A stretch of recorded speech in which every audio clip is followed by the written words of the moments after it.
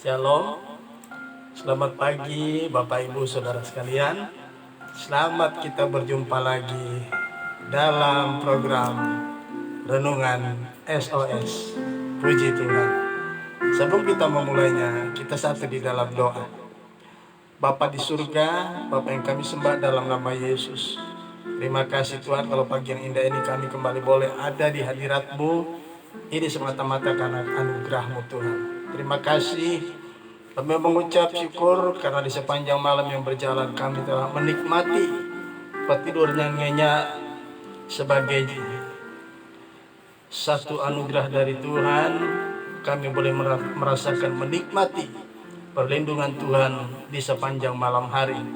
Engkau Tuhan kami, Tuhan yang tidak pernah tertidur, tidak pernah terlelap. Teristimewa pagi yang indah ini Tuhan, kami mengucap syukur sebab oleh anugerah-Mu juga Tuhan. Engkau boleh bangunkan kami dengan keadaan roh, jiwa, dan tubuh yang diberkati. Terima kasih Bapa.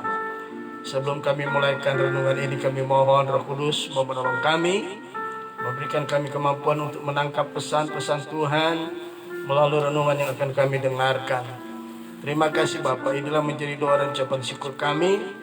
Kami siap melakukan renungan firman-Mu pagi yang indah ini di dalam nama Yesus, Tuhan dan Raja kami. Haleluya.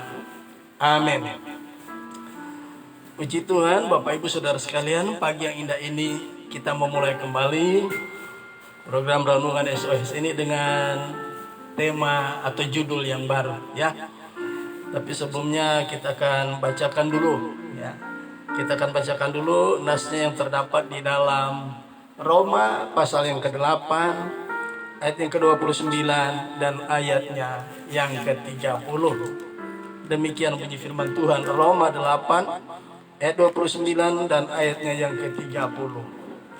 Saya bacakan dari ayat 29. Sebab semua orang yang dipilihnya dari semula, mereka juga ditentukannya dari semula untuk menjadi serupa dengan gambaran anaknya, supaya ia, anaknya itu, menjadi yang sulung di antara banyak saudara. Ayat 30. Dan mereka yang ditentukannya dari semula, mereka itu juga dipanggilnya. Dan mereka yang dipanggilnya mereka yang dipanggilnya, mereka itu juga dibenarkannya. Dan mereka yang dibenarkannya, mereka itu juga dimuliakannya. Nah, puji Tuhan. Dalam pembacaan ini kalau kita memperhatikan dengan seksama, ada 6 hal yang akan kita bahas, yang akan kita renungkan pagi ini dan selanjutnya. Yaitu kita akan lihat 6 hal itu. Yang pertama ya, Ia telah memilih kita ya. Yaitu sebab semua orang yang dipilihnya dari semula. Jadi yang pertama adalah Ia telah memilih kita. Yang kedua, Ia telah menentukan kita ya. Yang ketiga, Ia memanggil kita ya. Yang keempat, Ia yang membenarkan kita.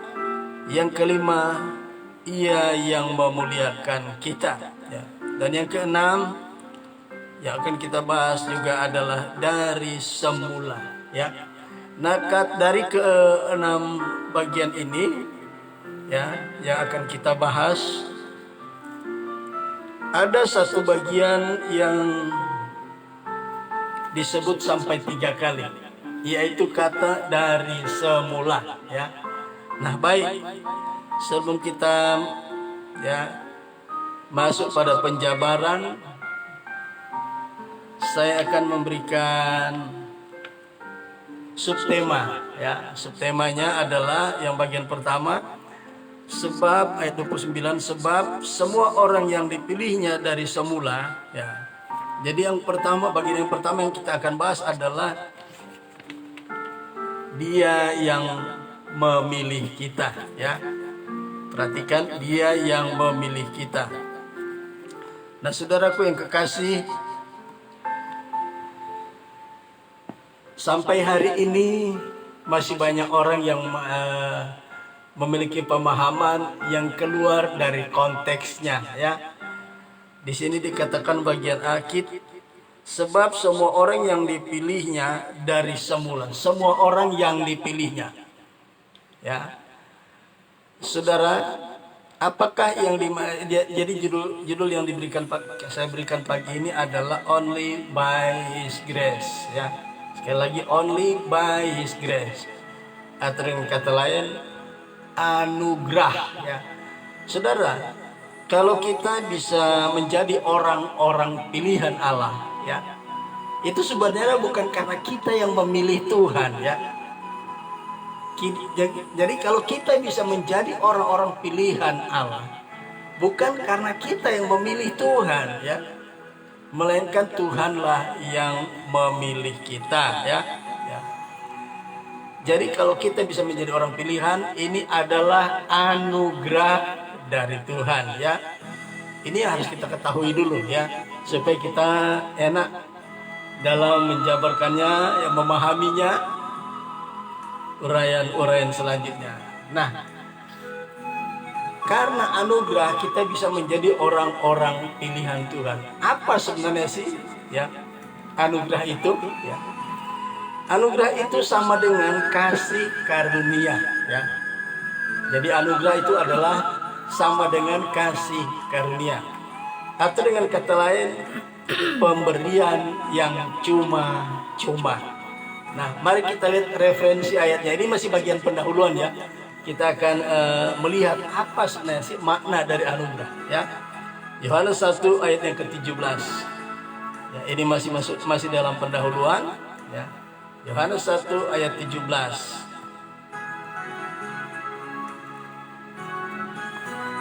Yohanes 1 ayat 17, demikian bunyi firman Tuhan. Sebab hukum Taurat diberikan oleh Musa, tetapi kasih karunia dan kebenaran datang oleh Yesus Kristus, ya. Jadi di Yohanes 1 ayat 17 ini berbicara tentang 3 hal. Pertama, tentang hukum Taurat, ya. Hukum Taurat, ya. Hukum Taurat itu diberikan oleh Musa. Artinya hukum Taurat itu berasal dan dari Tuhan, ya, untuk diberikan kepada bangsa Israel. Dan hal ini kita sudah tahu bahwa hukum Taurat itu diberikan kepada bangsa Israel ketika bangsa Israel keluar dari Mesir, ya. 50 hari kemudian mereka sampai di padang gurun Sinai, ya. Nah, di sana ada satu gunung yang bernama Gunung Sinai. Di Gunung Sinai inilah bangsa Israel menerima Taurat dari Tuhan melalui perantaraan Musa, pemimpin mereka yang dipilih oleh Tuhan, ya. Nah, kemudian bagian yang kedua, Yohanes 1 ayat 17 ini berbicara tentang tetapi kasih karunia dan kebenaran, ya. Tetapi kasih karunia dan kebenaran datang oleh Yesus Kristus, ya. Jadi kalau kita tadi, ya, kembali lagi ke nas pokok Roma pasal 10 ayat 9, Roma pasal 10 ayat 20, Roma pasal 8 ayat 29 bagian A atau alinea pertama, ya. Sebab semua orang yang dipilihnya dari semula, ya. Kita bisa menjadi orang-orang pilihan, ya. Kita disebut orang-orang pilihan bukan karena kita yang memilih Tuhan, tetapi Tuhanlah yang telah memilih kita, ya.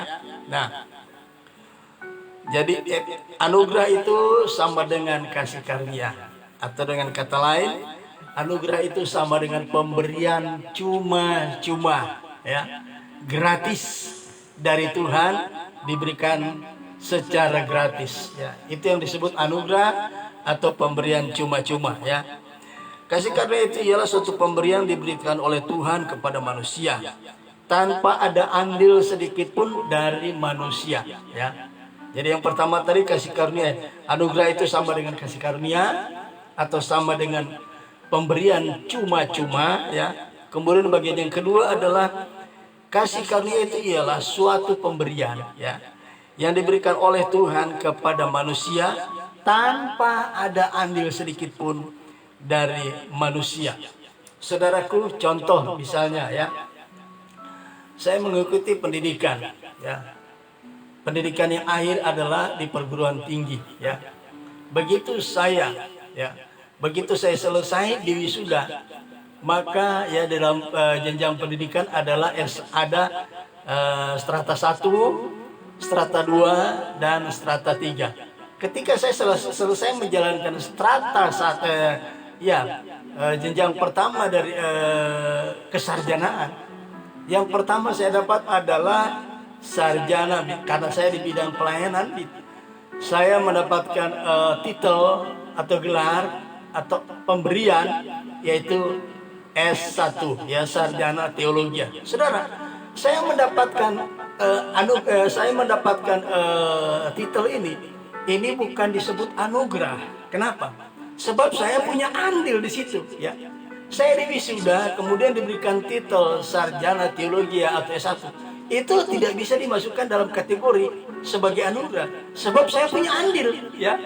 Jadi kalau seandainya university atau universitas di mana saya ya menimba ilmu ya, di sana selesai saya menerima disiplin ilmu, mau tidak mau ketika datang hari di mana saya harus diwisuda, tidak mungkin tidak ya, pihak university akan memberikan hak saya ya. Jadi titel itu adalah hak saya yang menunjukkan bahwa saya telah menyelesaikan pendidikan di university tersebut ya. Maka saya mendapat gelar sarjana teologi atau strata 1. Tetapi hal ini tidak sama dengan kasih karunia ya yang Tuhan anugerahkan kepada kita. Ya, anugerah atau kasih karunia yang Tuhan berikan kepada kita itu tanpa ada andil kita sedikit pun ya. Tanpa ada andil dari kita sedikit pun. Mari kita lihat referensinya Efesus pasal 2 ayat yang ke-8 ya. Efesus pasal yang kedua ayat yang ke-8. Kita akan lihat ini adalah makna kedua, apa itu anugerah ya. Efesus pasal 2 ayat yang ke-8, demikian bunyi firman Tuhan. Sebab karena kasih karunia kamu diselamatkan oleh iman ya. Kita adalah orang-orang pilihan karena Tuhan yang memilih kita ya. Kemudian dalam konteks Roma 8 ayat 29 bagian A, kita menjadi orang-orang pilihan ya, dalam konteks Roma 8 ayat 29a, karena Tuhan yang memilih kita. Kemudian dikatakan Efesus 2 ayat yang ke-8 dikatakan, sebab karena kasih karunia kamu diselamatkan oleh iman. Saudaraku, ya, kita orang-orang terpilih ternyata memiliki keselamatan. Ya. Keselamatan itu adalah masuk kategori ya kasih karunia ya, tanpa ada andil sedikit pun. Mari kita baca terus Efesus 2 ayat 8. Sebab karena kasih karunia kamu diselamatkan oleh iman. Perhatikan bagian B ayat ini. Itu bukan hasil usahamu, tetapi pemberian Allah. Haleluya. Jadi makna pertama anugerah adalah pemberi kasih karunia atau pemberian cuma-cuma ya. Makna kedua dari anugerah adalah itu pemberian dari Allah ya, tanpa ada andil sedikit pun dari manusia. Kemudian makna yang ketiga dari kasih karunia itu ialah ya, kasih karunia itu ialah suatu pemberian yang tidak sepantasnya ya diberikan kepada manusia berdosa. Tidak sepantasnya ya. Sebab bukan karena jasa-jasa kita ya. Jadi kita tanpa ada jasa apapun, tanpa ada andil apapun, tanpa ada perbuatan sedikit pun, kita memperoleh hal tersebut ya. Nah, mari kita lihat di Roma pasal 7 ya, ayat 24. Roma pasal 7 ayat yang ke-24. Kita akan lihat ayat-ayat itu. Roma pasal 7 ayat yang ke-24, demikian bunyi firman Tuhan. Aku manusia celaka. Siapakah yang akan melepaskan aku dari tubuh maut ini? Ya. Paulus dia memberikan kesaksian, ya. Dia memberikan testimoninya kepada jemaat Tuhan, anak-anak Tuhan yang ada di kota Roma, ya. Paulus berkata, ini Paulus bersaksi tentang kehidupannya yang lama sebelum dia terima Yesus, ya. Sebelum dia menjadi orang pilihan Yesus. Ya, dia memberikan testimoni kepada anak-anak Tuhan yang ada di kota Roma. Aku manusia celaka. Kenapa dia bilang dia manusia celaka? Ya. Siapakah yang akan melepaskan aku dari tubuh maut ini? Ya. Paulus berkata dia itu manusia celaka. Apa yang membuat dia manusia celaka? Karena ada kuasa dosa, kuasa maut yang bekerja dalam hidupnya. Ya. Kita sama tahu Paulus adalah pakar Taurat. Dia pakar Taurat, ya. Dia orang Farisi, ya, dari suku Benyamin. Orang Farisi. Dia dididik di bawah asuhan Profesor Dr. Gamaliel, ya. Dia adalah satu-satunya, ya, murid Gamaliel yang terpandai di antara beberapa murid yang seangkatan, ya, dengan Rasul Paulus waktu di bawah pimpinan Profesor Dr. Gamaliel. Nah, saudaraku, dia bilang dia manusia celaka. Kenapa? Di dalam hidupnya ada kuasa dosa. Ya, kuasa dosa dimaksud apa? Di dalam dirinya itu ada hukum, ya, ada kerinduan, ya, dia memiliki hukum Taurat, hukum-hukum Allah. Tapi di dalam dirinya ada kuasa lain yang bekerja, yaitu kuasa dosa, ya. Apa itu kuasa dosa? Yaitu hukum Taurat. Dia sudah, kalau bisa dibilang dia sekarang, kalau disesuaikan dengan era sekarang, titel yang disandang oleh Rasul Paulus, ya, paling tidak dia S3, ya, Doctor of Taurat, ya. Jadi dia maha paham Taurat luar biasa, ya. Tetapi perihal aktivitas dia itu penganiaya jemaat, ya. Di mana saja didengar ada jemaat Tuhan, di sana dia minta surat kuasa dari ahli-ahli Taurat dan tua-tua agama Yahudi untuk menangkapi mereka dan membinasakan mereka. Padahal dia pakar Taurat, ya. Seperti saya katakan tadi, kalau disesuaikan dengan era sekarang, titel atau gelar yang dimiliki Paulus itu Doctor of Taurat, ya, pakarnya Taurat, ya. Dalam Filipi 3 di situ dijelaskan, ya. Kita lihat Filipi 3, ya. Filipi pasal yang ketiga, mulai dari ayat yang ke-5 atau ayat yang ke-6, ya, kita akan lihat. Filipi pasal 3 mulai dari ayat yang ke-4 bagian B. Jika ada orang lain menyangka dapat menaruh percaya pada hal-hal lahiriah, aku lebih lagi. Nah, di sini dijabarkan kesaksiannya, ya. Testimoninya dia katakan begini, ayat yang ke-5 sampai ayat yang ke-7. Disunat pada hari yang ke-8, ya. Dia berasal dari bangsa Israel. Dari bangsa Israel itu ada terdiri 12 suku. Dia berasal dari suku Benyamin, ya. Orang Ibrani asli, ya. Kemudian dikatakan tentang pendirian, ya, tentang pendirian terhadap hukum Taurat. Aku orang Farisi, ayat yang ke-6, ya. Tentang kegiatan aku penganiaya jemaat. Luar biasa, saudaraku, ya. Kemudian dikatakan tentang kebenaran dalam mentaati hukum Taurat, aku tidak bercacat. Tetapi kenapa dia bilang di Roma pasal 7 tadi, ayat 24, aku manusia celaka, ya. Siapa yang dapat melepaskan aku dari tubuh maut ini? Walaupun dia seorang yang memiliki gelar titel S3 di dalam Taurat, tapi ternyata dia juga akan binasa, ya. Mereka beranggapan, para agama Yahudi beranggapan bahwa mereka yang menganut agama Yahudi akan selamat. Tetapi hukum Taurat menyatakan, oleh karena Taurat orang bisa melihat dosa-dosanya, ya. Jadi Taurat itu tujuannya hanya memperlihatkan dosa yang ada di dalam manusia, ya. Sebab sejak kejatuhan Adam dan Hawa ke dalam dosa, semua anak cucu Adam dikategorikan sebagai orang berdosa. Kenapa?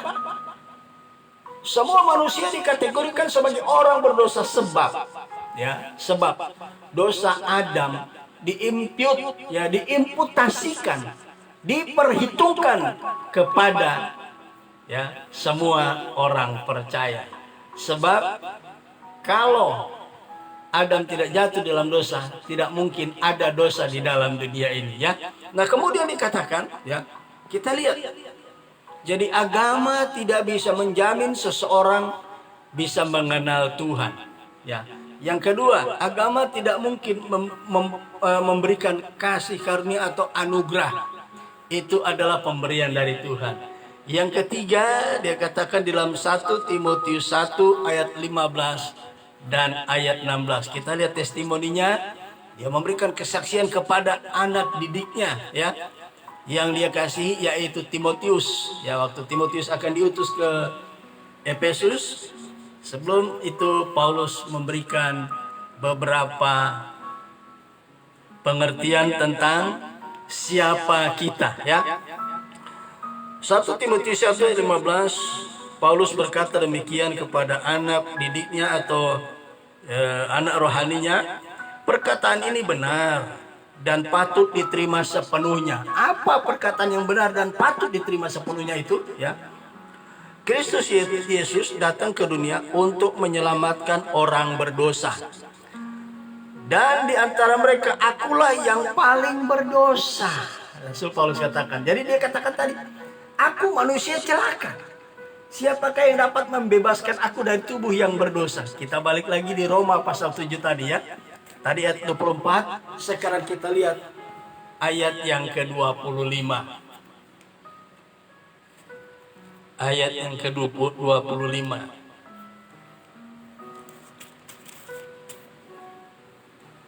Ayat yang ke-25 berkata sebagai berikut. Saya baca lagi dari ayat 24. Aku manusia celaka. Siapakah yang akan melepaskan aku dari tubuh maut ini? Ayat 25. Syukur kepada Allah oleh Yesus Kristus Tuhan kita. Ternyata dosa apapun tidak ada yang tidak dapat diselesaikan oleh Tuhan. Jadi dia mengucap syukur karena Tuhanlah yang melepaskan, membebaskan dia, memerdekakan dia dari tubuh maut, ya, dari ikatan hukum Taurat, ya. Hukum Taurat diberikan supaya manusia mengenal dosa, ya. Kemudian sekarang, ya, jadi ada 3 hal apa makna kasih karunia. Makna pertama itu adalah kasih karunia itu sama dengan anugerah itu adalah sama dengan kasih karunia atau pemberian cuma-cuma, ya. Yang kedua, kasih karunia itu ialah suatu pemberian diberikan oleh Tuhan kepada manusia tanpa andil sedikit pun dari manusia. Kata ketiga dari anugerah adalah kasih karunia itu adalah suatu pemberian yang tidak sepantasnya. Kenapa tidak sepantasnya? Karena tidak ada seorang pun yang benar, seorang pun tidak. Roma 3:10 berkata demikian. Sejak kejatuhan Adam ke dalam dosa, tidak ada satu manusia pun yang benar. Kalau orang benar menerima kasih karunia itu mungkin sepantasnya, ya, karena dia orang benar. Tapi di muka bumi ini sejak Adam jatuh ke dalam dosa, tidak ada seorang pun yang benar. Jadi kasih karunia itu, apalagi keselamatan, itu tidak sepantasnya dianugerahkan, ya, diberikan secara cuma-cuma kepada manusia, sebab manusia berdosa tidak pantas menerima itu. Nah, kita masih di dalam pendahuluan, ya. Sekarang timbul pertanyaan, apa sajakah yang dikategorikan anugerah? Apa sajakah yang dikategorikan sebagai anugerah, ya, atau kasih karunia? Perhatikan Roma 8 ayat 29 sampai 30. Di sini saya mencatatnya ada 5 hal, ya. Ada 5 hal. Yang pertama yang dikategorikan sebagai kasih karunia, ya, atau anugerah adalah kita dipilih itu karena anugerah Tuhan, ya. Kita ditentukan menjadi, ya, umat pilihan, itu juga adalah anugerah Tuhan, ya. Kita dipanggil untuk menjadi anggota keluarganya Allah, itu juga adalah kasih karunia atau anugerah dari Tuhan. Kemudian yang keempat, kita dibenarkan oleh Tuhan. Itu juga adalah kasih karunia. Yang kelima, ia yang memuliakan kita, ya. Itu juga adalah kasih karunia Tuhan, ya. Dan yang poin yang keenam yang akan kita bahas adalah kata dari semula. Kata dari semula ini disebutkan 3 kali dalam ayat 29 dan ayat yang ke-30. Ayat 29 terdapat kata dari semula 2 kali. Kemudian di ayat yang ke-30 kita temukan juga kata dari semula sebanyak 1 kali. Jadi ada 6 hal, ya. Nah, saudaraku, pagi yang indah ini pendahuluan dari, ya, keenam hal yang akan kita bahas mulai besok pagi hari. Moga kiranya, ya, makna dari kata kasih karunia atau anugerah saudara sudah pahami, dan apa saja yang masuk dalam kategori kasih karunia atau anugerah, ya. Besok pagi kita akan meneruskan bagian demi bagian atau sub temanya, ya. Tema utamanya adalah only by His grace, ya. Karena anugerah, ya, atau karena kasih karunia. Puji Tuhan, sebelum kita akhiri renungan kita pagi yang indah ini, ya, kita akan mendengarkan dulu satu pujian bagi Tuhan.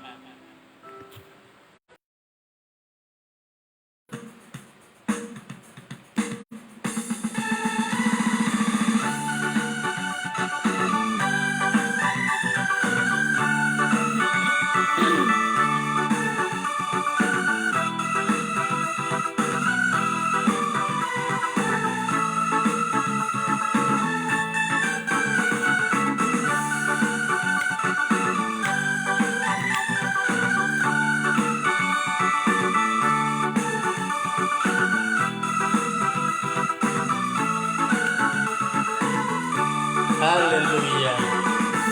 Begitu besar kasih Allah pada kita, diberkatilah anak cucu kita di mana-mana. Tuhan mengubah miskin dan menjadikan kaya,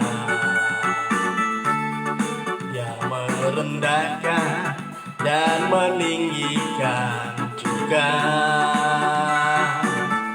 Berbahagialah bagi orang yang percaya,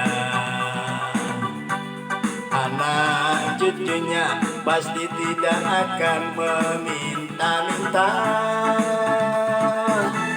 karena Allah firman-Nya. Tiada yang mustahil bagi orang percaya.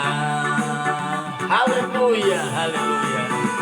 Saudara yang kekasih, kalau kita ada sampai hari ini, itu only by His grace. Itu karena kemurahan Tuhan, itu karena anugerah Tuhan. Kita sudah mendengarkan tadi, ya, makna dari anugerah. Haleluya. Itu adalah kasih karunia, ya, atau pemberian cuma-cuma. Besok kita akan meneruskan renungan ini. Haleluya. Begitu besar kasih Allah pada kita, berkatilah anak cucu kita di mana-mana. Tuhan mengubah miskin dan menjadikan kaya, Dia merendahkan dan meninggikan juga. Berbahagialah bagi orang yang percaya, anak cucunya pasti tidak akan meminta-minta, karena Allah menggenapi firman-Nya.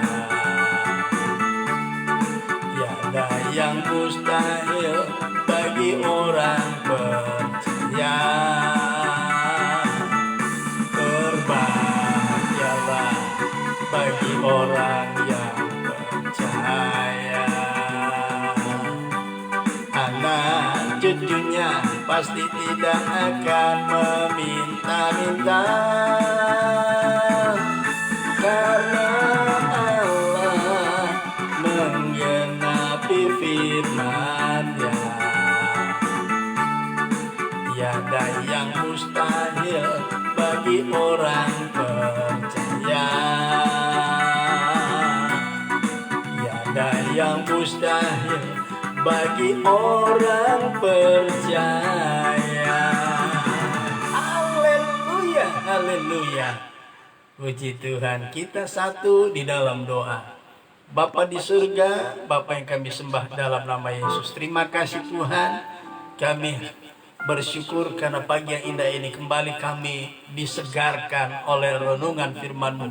Walaupun kami baru memasuki pendahuluan, sekarang kami memahami, mengerti apa makna dari anugerah. Anugerah itu adalah kasih karunia dan pemberian cuma-cuma.